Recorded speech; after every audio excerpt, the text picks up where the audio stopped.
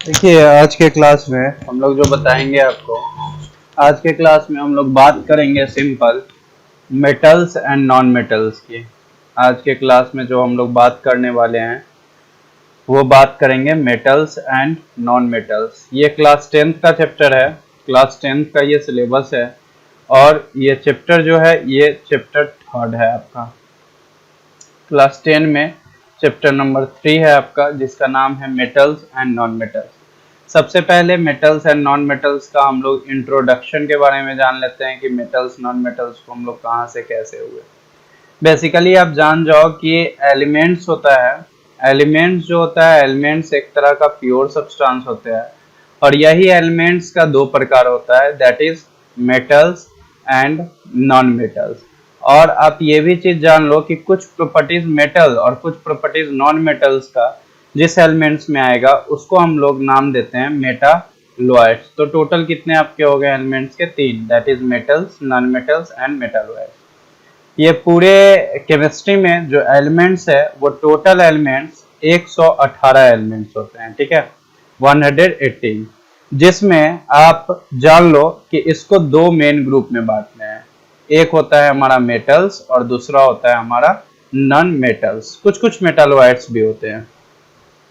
Non metals जो होते हैं वो टोटल 22 होते हैं और ये 22 नॉन मेटल्स में जो हमारे नॉन मेटल्स होते हैं, 10 ऐसे नॉन मेटल्स होते हैं जो कि सॉलिड होते हैं, एक ऐसे नॉन मेटल होते हैं जो कि लिक्विड होते हैं, जैसे कि ब्रोमीन एग्जांपल में आप डाल सकते हो, और रिमेनिंग जो आपका 11 बचा वो जनरली गैस होते हैं, जैसे कि ऑक्सीजन, नाइट्रोजन, ये सब गैस होते हैं। मतलब कंक्लूजन हमको जो मिला, और इसके अलावा जो बचा वो मेटल्स होते हैं और कुछ पार्ट मेटालॉइड्स के होते हैं। अगर आपसे क्वेश्चन आएगा कि मेटल्स और नॉन मेटल्स में ज्यादा इंपॉर्टेंट कौन है लाइफ के लिए, तो आप ऑलवेज जवाब दोगे नॉन मेटल्स। क्यों? ऐसा इसलिए होता है क्योंकि नॉन मेटल्स जो होते हैं वो बेसिकली, आप वाटर जो पीते हो वो क्या चीज से बना होता है? हाइड्रोजन और ऑक्सीजन से। हाइड्रोजन भी आपका नॉन मेटल है और ऑक्सीजन भी आपका नॉन मेटल है। आप सिंपल सा एग्जांपल ले लो, ऑक्सीजन, ऑक्सीजन जो लेते हो वो भी एक तरह का क्या है? नॉन मेटल है। तो नॉन मेटल होते बहुत कम संख्या में है, लेकिन इसका यूजफुल बहुत ज्यादा है, इसका यूजेस बहुत ज्यादा है। इसको नोट बना के लिख सकते हैं कि there are 118 chemical elements, there are 118 chemical elements known at present,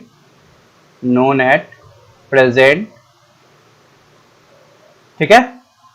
118 element हमको पता है, जिसमें majority of the elements are metals, ये भी लिख देंगे। A majority of the known elements are metals. इसमें अधिकतर एलिमेंट्स हमारे क्या है? मेटल्स है। और metals generally all the metals are solid। अधिकतर मेटल सॉलिड होते हैं। एक्सेप्शन में हमारा आता है आपका Hg, दैट मीन्स मरकरी। एक एग्जांपल में, एक एक्सेप्शन में हमारा आता है जो कि लिक्विड मेटल होता है। ये कैसा मेटल होता है? हमारा लिक्विड मेटल होता है। बाकी there are 22 non-metals in which 10 are solid, 1 are liquid that is bromine and 11 are gases। ये तो इंट्रोडक्शन हुआ मेटल्स, नॉन मेटल्स और मेटलॉइड्स की। अब नेक्स्ट हम देखते हैं, नेक्स्ट हम लोग देखते हैं position of metals and non metals, position of metals and non metals in the periodic table। Position of metals and non metals in the periodic table. आप जान जाओ कि आपका जो पीरियोडिक टेबल होता है वो कुछ इस तरीके का बना हुआ होता है। आपका पीरियोडिक टेबल जब आप देखोगे, क्लास 10th में ही 5th चैप्टर में पढ़ना है, तो पीरियोडिक टेबल आपका इस अनुसार से बना होता है। आपका ये सब जो देख रहे हो आप, ये जो आपको दिख रहा है, इस ब्लॉक को हम कहते हैं एस ब्लॉक। ये जो पूरा दिख रहा है इसको बोलते हैं पी ब्लॉक, इसको डी और इसको एफ। जो लेफ्ट साइड में होते हैं इसमें दो ग्रुप होते हैं, 1A और 2A ग्रुप होते हैं। तो ये जनरली मेटल्स का है, ये आपका मेटल्स का है।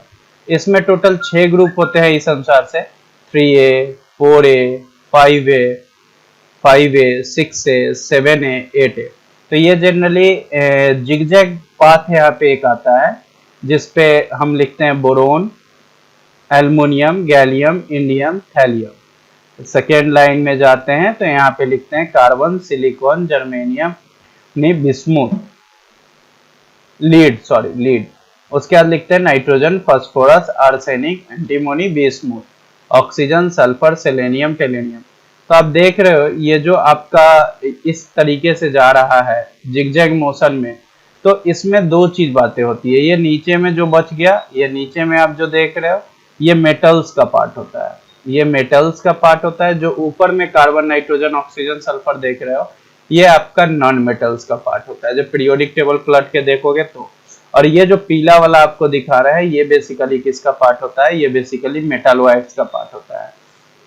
और आप जान लो कि मेटालॉइड्स जो होते हैं वो होते हैं आपका boron, boron is also a metalloid, silicon is a metalloid, germanium, germanium is also a metalloid, या arsenic is also a metalloid, antimony is also a metalloid.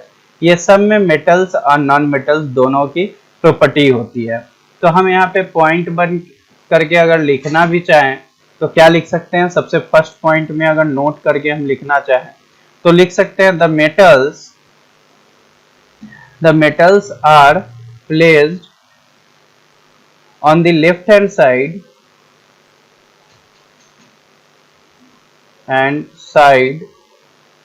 and in the center of periodic table। ये जो D block देख रहे हो इसमें भी आपका metals होते हैं, लेकिन ये इसको ट्रांजिशन एलिमेंट बोलते हैं। तो सिंपली हम लिख दिए the metals are placed on the left side and in the centre of the periodic table. On the other hand, second point में लिख सकते हैं ऑन द अदर हैंड, दूसरी तरफ क्या होता है, non metal are placed on the right hand side, non metals are placed on the right hand side। जैसे कि आप देख रहे हो कार्बन, नाइट्रोजन, ऑक्सीजन ये सब राइट हैंड साइड में होता है। अब एक चीज नोट करना होगा कि मेटल और नॉन मेटल को जो सेपरेट करता है इच अदर पीरियोडिक टेबल में वो जिगजैग लाइन होता है। वो जिगजैग लाइन का एलिमेंट जो क्रॉस होता है जिस एलिमेंट से, उसमें मेटल और नॉन मेटल दोनों की प्रॉपर्टी होती है, उसको हम लोग मेटालॉइड्स कहते हैं। तो हम इसको नया पेज में ये बात को लिखेंगे, ठीक है। इस बात को ऐसे लिख सकते हैं हम, ये लिख सकते हैं थर्ड पॉइंट में क्या लिख सकते हैं कि metal and non metals are separated, metals and non metals are separated, metals and non-metals are what, separated from each other in periodic table, from each other in periodic table by a zigzag line। The elements close to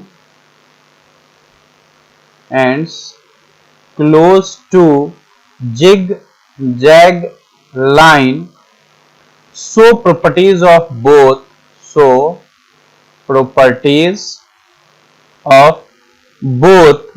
the metals and the non-metals, metals and non-metals,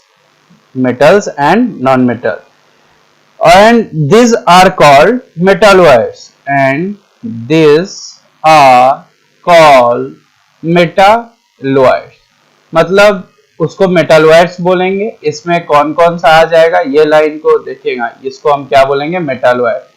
so properties of both metals and non metal is called क्या, metalloids. Sir तो इसमें कौन आ जाएगा आपका, इसमें आपका boron आ जाएगा, इसमें आपका सिलिकॉन आ जाएगा, और इसमें कौन कौन आ जाएगा आपका, बोरोन आ जाएगा, सिलिकॉन आ जाएगा, जर्मेनियम आ जाएगा, etc, ये सब आपके मेटालॉइड्स में आते हैं। इसके बाद से नेक्स्ट हम देखते हैं यहाँ के बाद। अब हमारा जो टॉपिक है वो है general electronic configuration of metals, general electronic configuration of metals. Basically जान लो एक बात में कि द मेटल्स,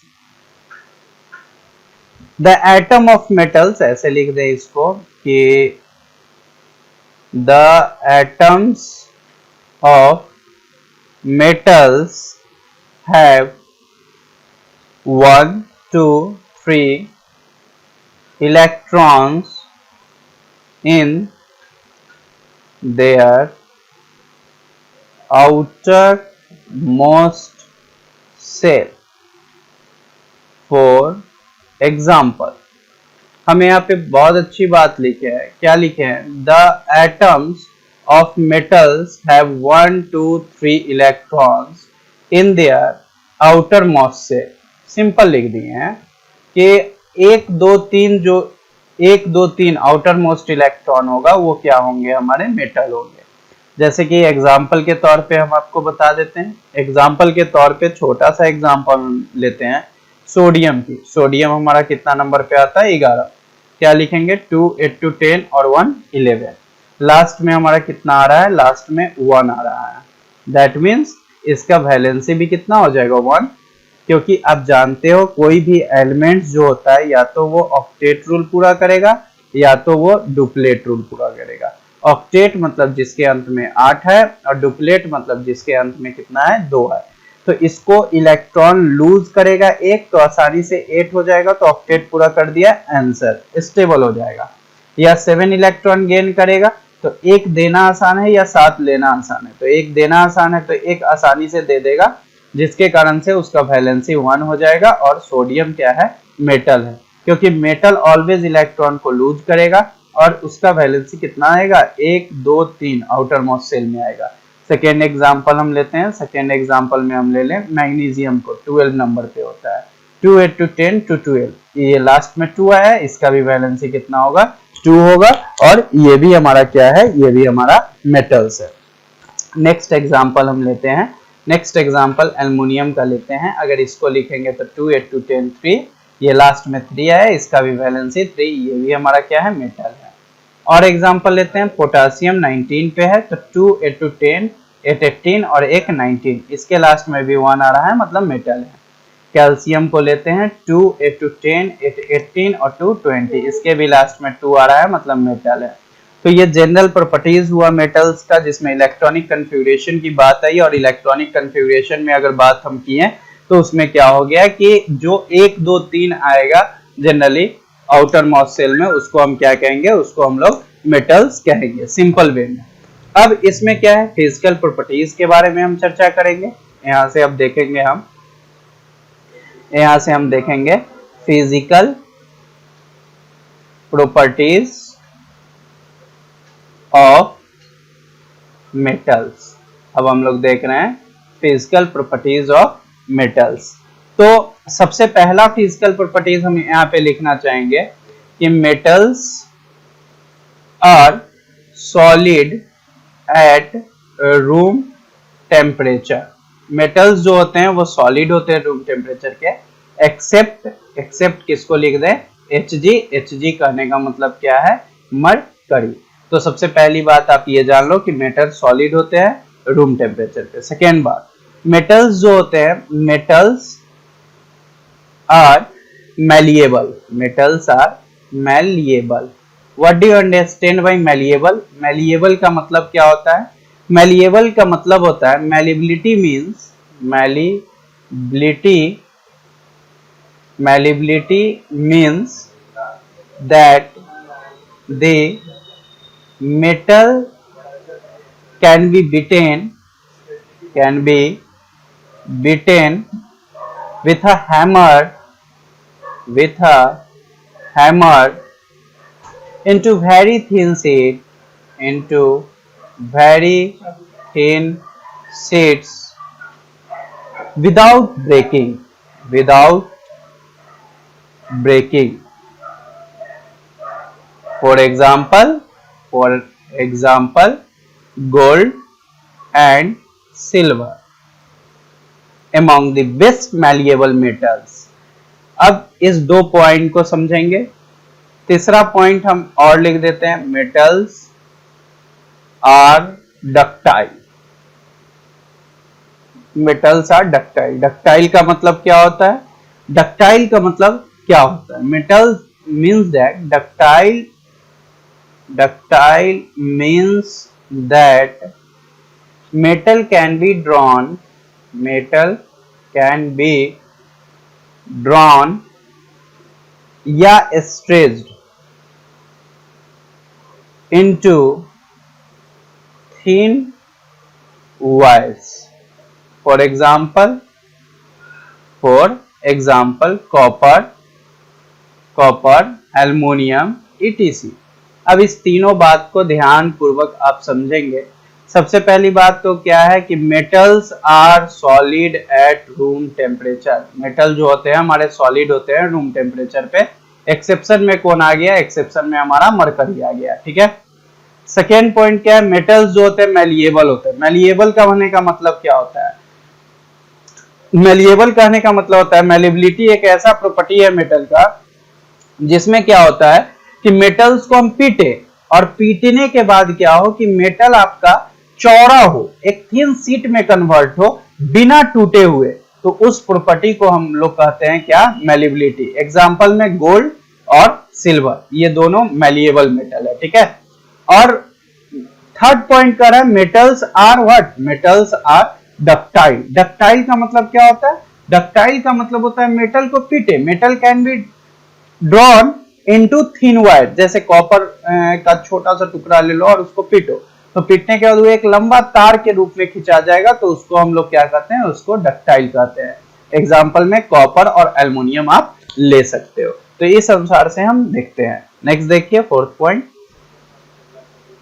फोर्थ पॉइंट है आपका, फोर्थ पॉइंट आपका कहता है कि मेटल्स आर गुड कंडक्टर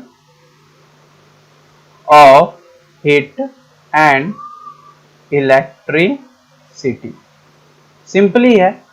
अब कह रहा है metals are good conductor of heat and electricity. Basically सारे मेटल्स जो होते हैं वो बेस्ट होते हैं, गुड कंडक्टर होते हैं हीट और इलेक्ट्रिसिटी के। आप जान लो, silver is the best conductor of heat. Copper and aluminum are also good conductor of heat, and therefore they are used to making household utensils.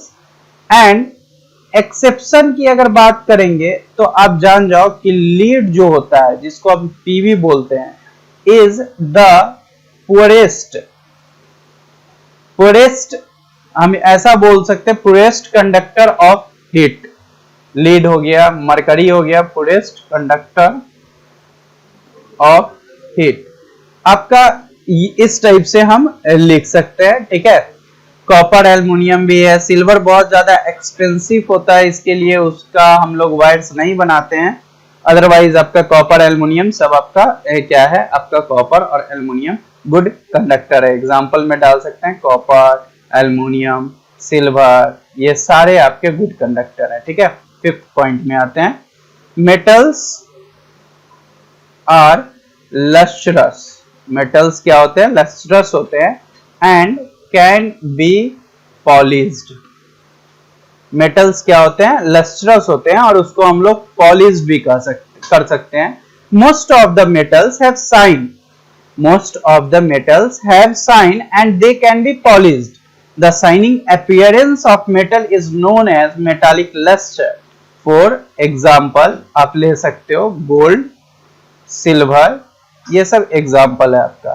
Six point में है, metals have high densities.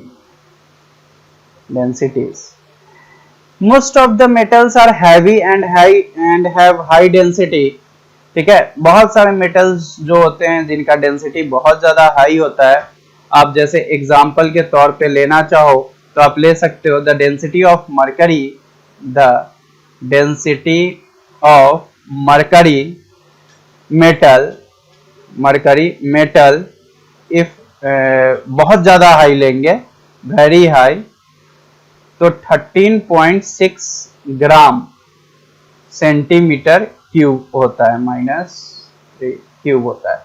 तो इतना ज्यादा ये heavy होता है, ठीक है। However there are some exception, sodium, potassium, magnesium, ये सब एक्सेप्शन में आता है। एक्सेप्शन में आपका कौन आता है? सोडियम, पोटासियम, ठीक है। सोडियम पोटासियम हो गया, मैग्नीशियम हो गया, एल्युमिनियम हो गया, ये सब का लो डेंसिटी होता है, ठीक है। Density of metals are generally proportional to their atomic mass and the smaller the metal atom and the smaller the its density. अब इसको ध्यान से समझिएगा, सारे पॉइंट को समझा देते हैं। Metals are good conductor of heat and electricity. दो तरह का चीज होता है, एक होता है कंडक्टर और एक होता है इंसुलेटर। कंडक्टर कहा जाता है वैसा सब्सटेंस जो तुरंत कंडक्ट करे, कंडक्ट मतलब पास करे, ठीक है। Silver is the best conductor of heat, silver best conductor है आपका हीट का। और एक्सेप्शन का अगर बात करेंगे हम तो लीड, लीड एक्सेप्शन में है, लीड आपका पुअरेस्ट कंडक्टर है हीट का, ठीक है। लीड पुअरेस्ट कंडक्टर है। और अच्छा बात करेंगे तो कॉपर, एल्युमिनियम, सिल्वर, ये सब बेस्ट कंडक्टर है, ठीक है। अब बात करते हैं, मेटल जो होता है वो लस्ट्रस होता है और उसको पॉलिश किया जा सकता है, जैसे गोल्ड, सिल्वर हो गया आपका। मेटल्स का डेंसिटी जो होता है, मेटल्स का डेंसिटी बहुत हाई होता है, मेटल्स का डेंसिटी बहुत हाई होता है। जैसे कि डेंसिटी जो मरकरी का होता है वो बहुत हाई होता है, दैट मींस 13.6 ग्राम पर सेंटीमीटर क्यूब, ठीक है। एक्सेप्शन में जो है, एक्सेप्शन में आपका आता है, कौन आता है? सोडियम, पोटासियम, मैग्नीशियम, एल्युमिनियम, ये सब लो डेंसिटी होते हैं, ठीक है। अब नेक्स्ट पढ़ेंगे, 6 पॉइंट तक हम लोग पढ़ लिए हैं। 7th पॉइंट देखते हैं। 7th पॉइंट में है आपका, 7th पॉइंट में है आपका क्या है? 7th पॉइंट में मेटल्स आर हार्ड। मेटल्स क्या होते हैं आपके? हार्ड होते हैं। Most of the metals are hard but all metals are not equally hard. हम यहाँ पे लिख देते हैं most of the metals are hard, ठीक है। बट all metals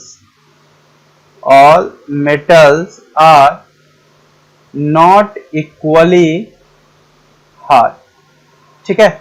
बहुत सारे मेटल्स हार्ड होते हैं, कुछ मेटल्स हार्ड नहीं होते हैं, ठीक है।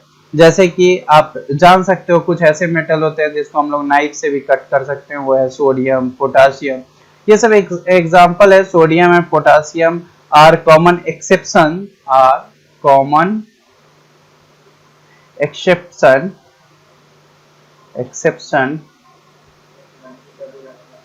which are soft and can be easily cut with a knife, simple। अब 8th point है, metals have high melting point and boiling point। Metals का मेल्टिंग पॉइंट और बॉइलिंग पॉइंट दोनों क्या होता है आपका? हाई होता है। Most of the metals have high melting point and boiling point. Exception में आता है सोडियम और पोटासियम, ठीक है। 9th पॉइंट में हम लिख सकते हैं मेटल्स आर रिजिड। मेटल्स क्या होते हैं हमारा?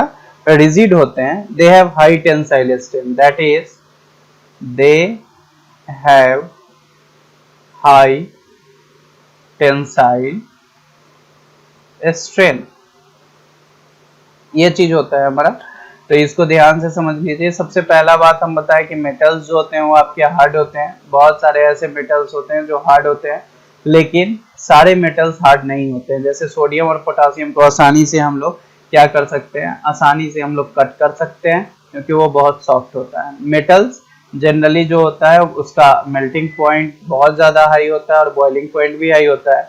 मेटल्स जो होता है वो रिजिड होता है, दैट मींस टेंसाइल स्ट्रेंथ उसका बहुत ज्यादा हाई होता है। तो ये जो प्रॉपर्टीज था, ये फिजिकल प्रॉपर्टीज ऑफ मेटल्स था।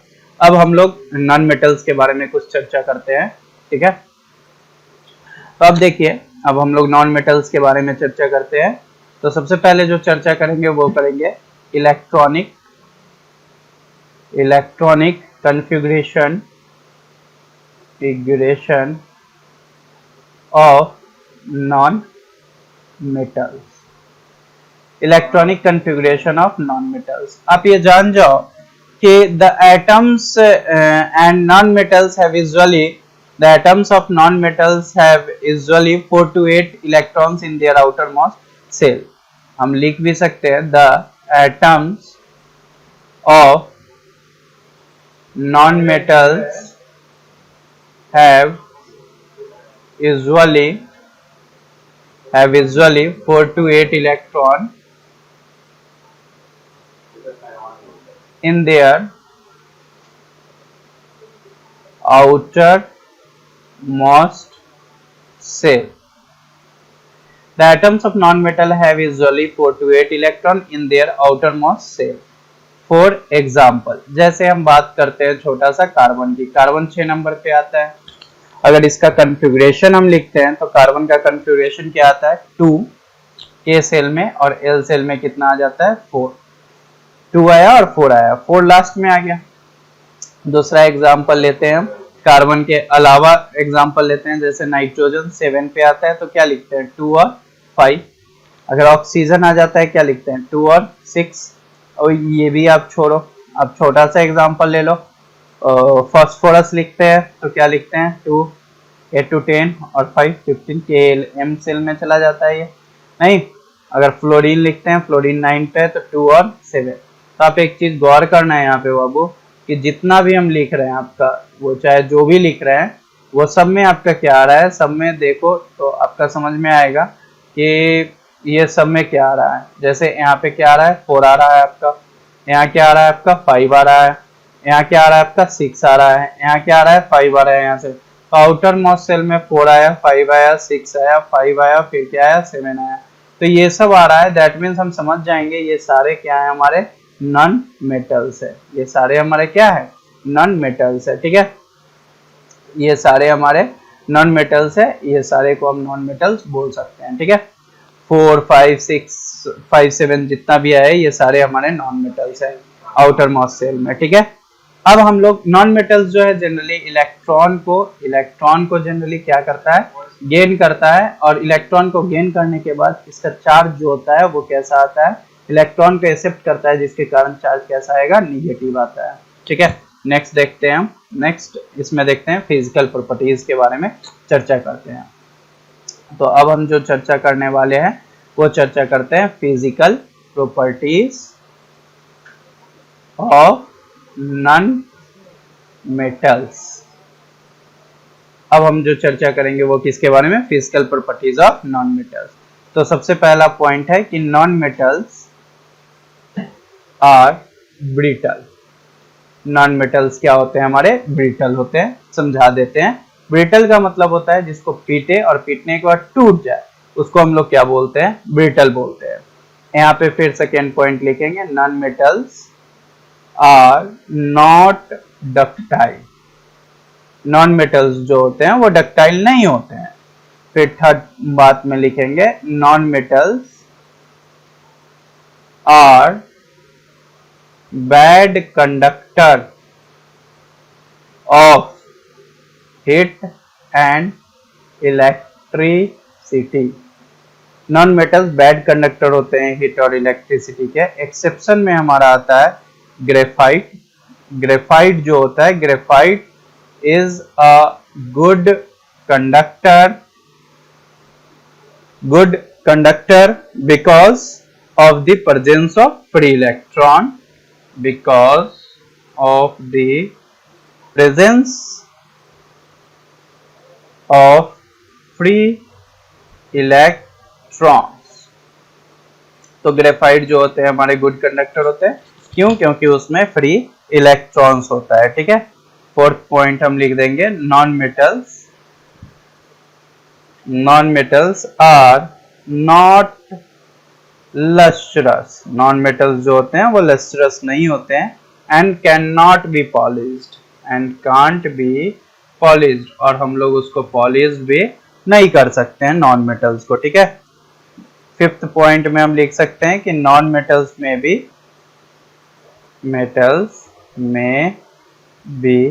सॉलिड, लिक्विड, और गैसेस एट रूम टेम्परेचर। अब ये पांचों बात को हम ध्यान से देख लेते हैं। सबसे पहली बात, नॉन मेटल्स ब्रिटल होता है, समझा दिए आपको। सेकेंड बात, नॉन मेटल्स डक्टाइल नहीं होता है। मेटल्स डक्टाइल होता है बट नॉन मेटल डक्टाइल नहीं होता है, डक्टाइल आपको बताया हुआ है। नॉन मेटल बैड कंडक्टर होता है हीट एंड इलेक्ट्रिसिटी का, बट एक्सेप्शन में क्या होता है कि ग्रेफाइट जो होता है नॉन मेटल होता है, जो कि गुड कंडक्टर होता है। क्यों? क्योंकि उसमें इलेक्ट्रॉन जो होते हैं वो फ्री होते हैं। फिर क्या, नॉन मेटल क्या होते हैं आपके? नॉन मेटल जो होते हैं वो लस्ट्रस नहीं होते हैं, उसको हम लोग पॉलिश नहीं कर सकते हैं। फिर क्या, फिर आपको बता दिए हम कि नॉन मेटल्स जो होते हैं वो सॉलिड भी हो सकते हैं, लिक्विड भी हो सकते हैं और गैस भी हो सकते हैं। वो डिपेंड करता है रूम टेम्परेचर पे। जैसे आप एग्जांपल ले सकते हो, आपका ब्रोमीन एक तरह का नॉन मेटल है जो कि लिक्विड है, ऑक्सीजन क्या है? गैस है, कार्बन ले सकते हो, सॉलिड फॉर्म में भी एग्जिस्ट करता है। फिर नेक्स्ट देखते हैं हम। अब जो नेक्स्ट देख रहे हैं हम लोग, जो बात किए थे वो कहाँ तक बात कर दिए थे? फिफ्थ पॉइंट तक। सिक्स पॉइंट में देखते हैं, non metals are generally soft.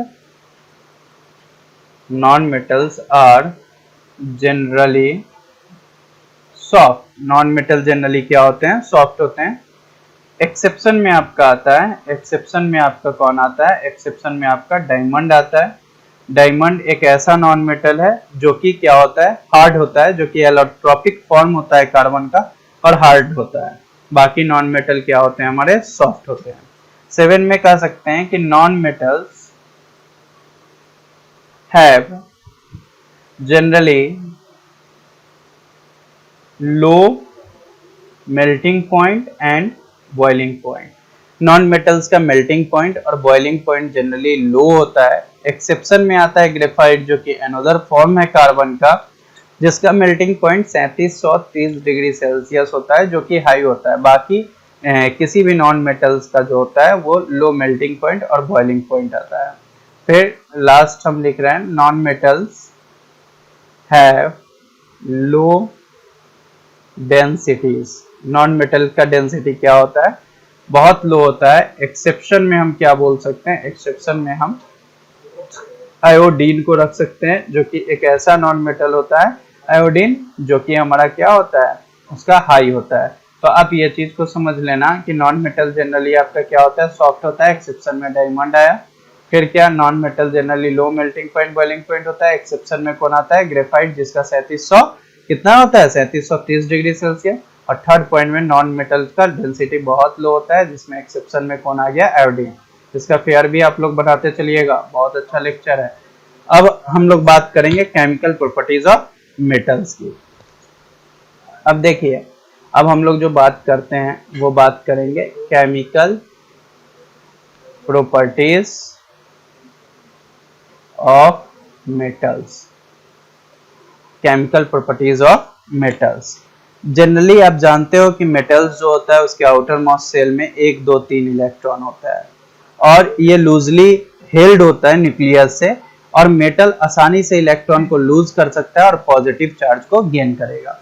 तो इस बात को ध्यान से लिखेंगे कि the atom of the metals have usually 1, 2 or 3 electrons in their outermost shell.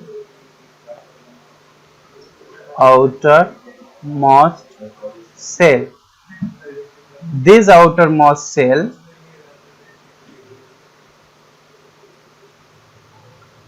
electrons are loosely held,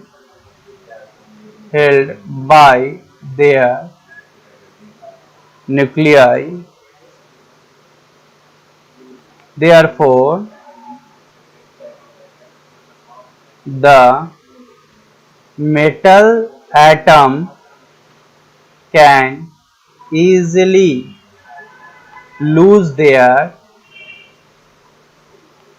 outermost electron to form positively charged ion. देखिए हम क्या लिखे हैं समझिएगा आप लोग। The atom of the metals have usually 1 2 3 electrons. जो atom होता है मेटल्स का यूजुअली 1 2 3 इलेक्ट्रॉन होता है कहाँ पे, उसके आउटर मोस्ट सेल में, ये सबको पता है।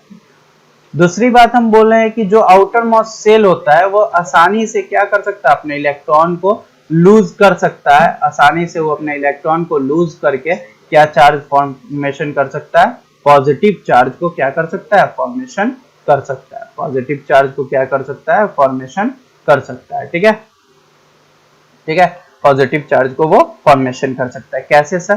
तो एग्जांपल में हम देखते हैं सोडियम को। सोडियम कितना इलेक्ट्रॉन 2 पे 11 पे आता है, 2 8 2 10 1 11 लिखते हैं। अब जैसे ही ये इलेक्ट्रॉन को लूज करेगा, क्यों लूज करेगा, क्योंकि ऑक्टेट को इसको पूरा करना है। तो सोडियम कैसा चार्ज आ जाएगा, सोडियम +1 आएगा, एक इलेक्ट्रॉन को क्या कर दिया, लूज कर दिया। तो क्या लिखे, 2 और 8, सिंपल। फिर हम बात करते हैं मैग्नीशियम। मैग्नीशियम कितना पे आता है, 12 पे। क्या लिखेंगे, 2 8 2 10 2 12। अब ये 2 इलेक्ट्रॉन को लूज करेगा तो क्या बनाएगा, मैग्नीशियम +2, और ये क्या लिखेंगे, 2 8 2 10, 2 इलेक्ट्रॉन लूज कर दिया तो यहाँ 2 इलेक्ट्रॉन लिख देंगे। तो ये सारा जो हम बताएं, ये सारा आपका एग्जाम्पल है। किस चीज का एग्जाम्पल है, ये सारा आपका एग्जाम्पल है मेटल्स का, जो कि इलेक्ट्रॉन को लूज करता है और इलेक्ट्रॉन को लूज करने के बाद क्या दे देता है आपका, इलेक्ट्रॉन को लूज करने के बाद आपका पॉजिटिव चार्ज देता है। ठीक है, और नॉन मेटल्स इलेक्ट्रॉन को लूज करने के बाद कैसा चार्ज देगा, निगेटिव चार्ज देगा। तो इस बात को ध्यान में आपको रखना होगा। ठीक है, अब कुछ केमिकल प्रॉपर्टीज में रिएक्शंस है, उसको देख लेते हैं मेटल्स का। तो अब हम देखते हैं सम इंपॉर्टेंट केमिकल प्रॉपर्टीज में। सबसे पहला reaction with oxygen, with oxygen, reaction with oxygen. Metal का रिएक्शन ऑक्सीजन के साथ करते हैं तब क्या होता है, metal react with oxygen, metal react with oxygen, metal react with oxygen to form oxides, to form oxides। ठीक है, मेटल रिएक्ट करता है ऑक्सीजन के साथ तो क्या फॉर्म करता है, ऑक्साइड्स करता है। These oxides are basic in nature। ठीक है, ये ऑक्साइड क्या होता है, बेसिक होता है नेचर में। ठीक है, एग्जाम्पल के तौर पे हम देख सकते हैं कि सोडियम जो होता है, सोडियम सॉलिड होता है, ये ऑक्सीजन के साथ जैसे ही रिएक्ट करता है तो क्या बनाता है, ये बनाता है हमारा सोडियम ऑक्साइड, जो कि सॉलिड होता है। इसको हम लोग बोलते हैं सोडियम ऑक्साइड। ठीक है, तो अब देखिए इसको बैलेंस करते हैं। इधर 2 है तो यहाँ भी 2 2 4, तो यहाँ 4 कर दीजिए, यहाँ ऑक्सीजन 2 ऑक्सीजन 2। अब समझिएगा, सबसे पहले हम कर रहे हैं रिएक्शन विथ किसके साथ, ऑक्सीजन के साथ। मेटल हमारा रिएक्ट कर रहा है किसके साथ, मेटल रिएक्ट कर रहा है, metal react with oxygen. Metal हमारा ऑक्सीजन के साथ रिएक्ट किया तो क्या बनाया, ऑक्साइड। और कैसा ऑक्साइड बना रहा है, तो ये हमारा जो ऑक्साइड बन रहा है वो बेसिक नेचर का बना। मतलब ये जो ऑक्साइड मेरा बना ये कैसा नेचर का है, ये ऑक्साइड मेरा बेसिक नेचर का हमारा क्या हुआ, बना, सोडियम ऑक्साइड। अब ये सर बना कैसे, इस बात को देखना होगा कि सर ये बना कैसे ये ऑक्साइड। तो ये ऑक्साइड बना कैसे, इस चीज को आप ध्यान से देखिए। जैसे हम सोडियम लिखे थे और ऑक्सीजन लिखे थे, सोडियम का वैलेंसी कितना होता है 1, ऑक्सीजन का कितना होता है 2, क्रॉस मल्टीप्लीकेशन कर दीजिए तो क्या हो जाएगा Na2 और ऑक्सीजन 1, सोडियम ऑक्साइड। तो देखिए तो वही बना है क्या, सोडियम ऑक्साइड। तो इसके अनुसार से हम मेटल्स को रिएक्ट करवा सकते हैं ऑक्सीजन के साथ और ऑक्साइड फॉर्मेशन कर सकते हैं। और जो ऑक्साइड बनेगा वो कैसा ऑक्साइड बनेगा, वो जनरली जो ऑक्साइड बनेगा वो कैसा बनेगा, वो बेसिकली बेसिक ऑक्साइड बनेगा। अब ये जो हमारा सोडियम ऑक्साइड है ये रिएक्ट करता है वाटर के साथ। Sodium oxide react with water to form alkali, to form alkali called sodium hydroxide. अब क्या कर रहा है कि सोडियम ऑक्साइड अगर वाटर के साथ रिएक्ट करता है तो क्या बनाता है, सोडियम हाइड्रोक्साइड। अब इसको बैलेंस कर दीजिए, इधर 2 कर दीजिए, बाकी तो बैलेंस है ही। तो ये क्या बन गया, सोडियम हाइड्रोक्साइड। और इसलिए हम कहते हैं कि सोडियम जो ऑक्साइड है वो क्या है, बेसिक है। जैसे ही इसमें पानी डाले तो ये क्या बन गया, हाइड्रोक्साइड का फॉर्मेशन ले लिया, और ये बेसिक है। अब जानते हो OH है मतलब बेसिक है। तो हम जान गए कि मेटल ऑक्साइड डिसॉल्व करेगा वाटर में तो वो क्या देगा, एल्केलिन सोल्यूशन देगा, और वो कैसा नेचर होगा, बेसिक नेचर होगा। ठीक है, उसी तरह मैग्नीशियम भी रिएक्ट कर सकता है। मैग्नीशियम लेस रिएक्टिव होता है सोडियम से, इसलिए उसको क्या चाहिए, हीट चाहिए, तब वो मैग्नीशियम ऑक्साइड फॉर्मेशन कर सकता है। और मेटल जब ऑक्सीजन के साथ कंबाइन करता है तो उसका valence electron metal electron loss करने के बाद पॉजिटिव चार्ज बनाता है। ठीक है, अब आप देखो, नोट करके एक बात जानो, एक बहुत इंपॉर्टेंट बात है जो आपको जानना पड़ेगा, वो है कि all metals do not react with oxygen, do not react with oxygen. सारे मेटल्स ऑक्सीजन के साथ रिएक्ट नहीं कर सकते हैं with equal is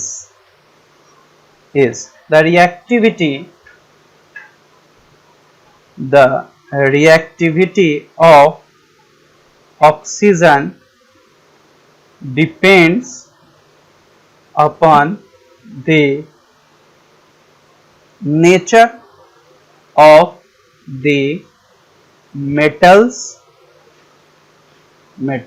Some metals react with oxygen even at room temperature. Some react on heating. While still others react only on strong heating. देखिए कितना अच्छा बात कह रहा है कि all metals do not react with oxygen with equally. Some metals oxygen के साथ रिएक्ट नहीं कर सकते हैं। The reactivity of oxygen depends upon the nature of metal. जो ऑक्सीजन रिएक्ट करेगा वो डिपेंड करता है मेटल के नेचर पे कि कौन सा मेटल है। Some metals react with oxygen even at room temperature. बहुत सारे ऐसे मेटल होते हैं जो रूम टेम्परेचर पे रिएक्ट करेंगे। कुछ ऐसे भी मेटल होते हैं जिसको हीट कर दो तो, और कुछ ऐसे भी मेटल होते हैं जिनको तुम हीट करो या कुछ भी रूम टेम्परेचर वो रिएक्ट करेंगे सिर्फ स्ट्रॉन्ग हीटिंग पे। ठीक है, तो अब कुछ एग्जांपल्स देखते हैं कि एग्जांपल्स में कैसे हम कहेंगे।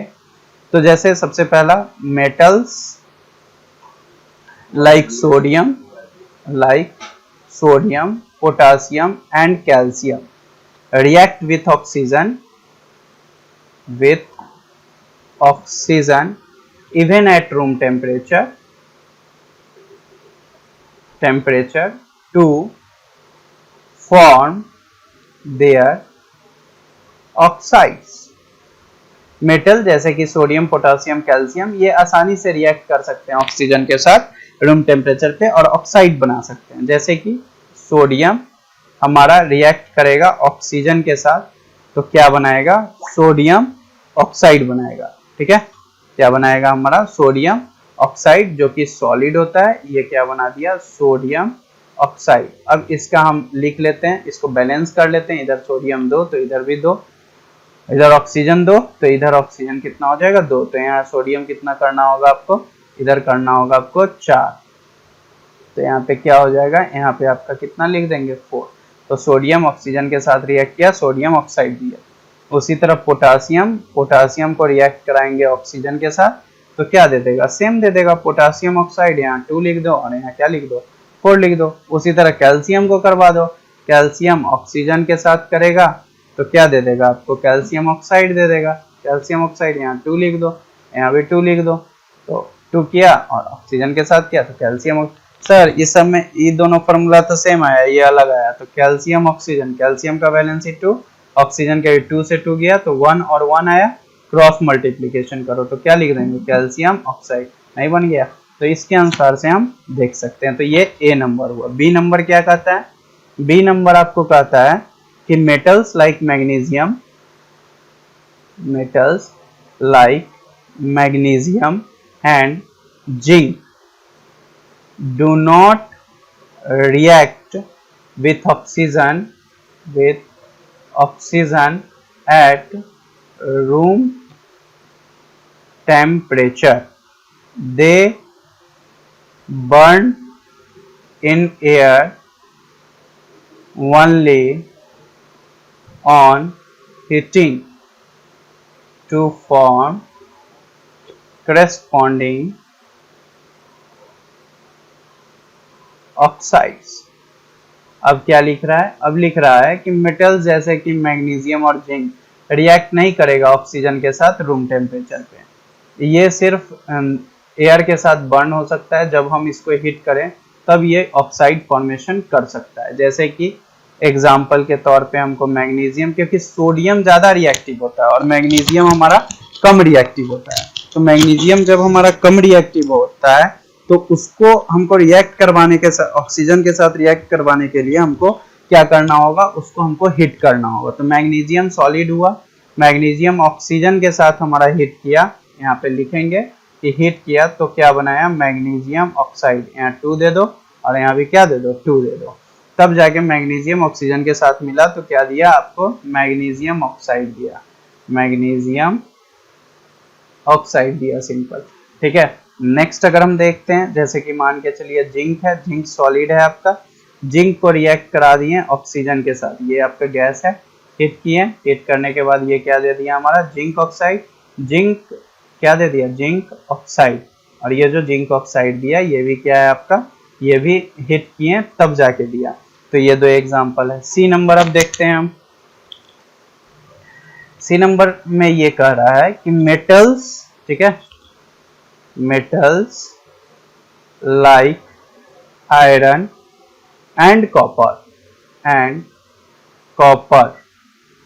do not burn in air even on strong heating. However, they react with oxygen only on prolonged heating. मतलब इसको आप सिंपल हीटिंग करवाओ या एयर पे बर्न करवाओ, ये जल्दी से आपका रिएक्ट नहीं कर सकता है, इसको आपको प्रीलॉन्ग हीटिंग करना होगा। ठीक है, जैसे कि आयरन कॉपर जो होता है इसको बर्न एयर में करवा नहीं सकते हैं और स्ट्रॉन्ग हीटिंग भी नहीं कर सकते हैं। इसको हमको क्या करना होगा, ये ऑक्सीजन के साथ तभी हो सकता है जब इसको प्रीलॉन्ग हीटिंग करें। ठीक है, जब इसको हम क्या कहें, प्रीलॉन्ग हीटिंग करें।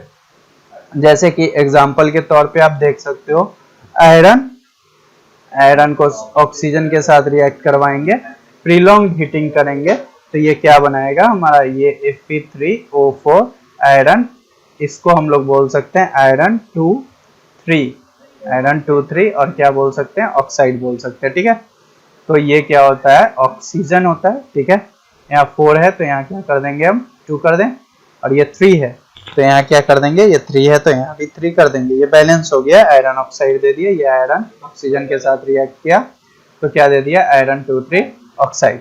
उसी तरह कॉपर ऑक्सीजन के साथ किया, कॉपर सॉलिड होता है, कॉपर ऑक्सीजन के साथ किया तो हीट किए, हीट करने के बाद क्या बनेगा, कॉपर ऑक्सीजन के साथ किया तो कॉपर ऑक्साइड बना, और ये जो कॉपर 2 क्या बन गया, ऑक्साइड बन गया। ठीक है, तो कॉपर 2 ऑक्साइड बना, तो ये भी ये कॉपर है हमारा और ये ऑक्सीजन है, तो ये कॉपर ऑक्सीजन मिलके क्या बनाया, कॉपर ऑक्साइड बनाया। तो इसके अनुसार से हम क्वेश्चन को देख सकते हैं और बना सकते हैं। आज का क्लास यहीं तक रहने देते हैं, फिर नेक्स्ट लेक्चर में आपको बता देंगे। Thank you.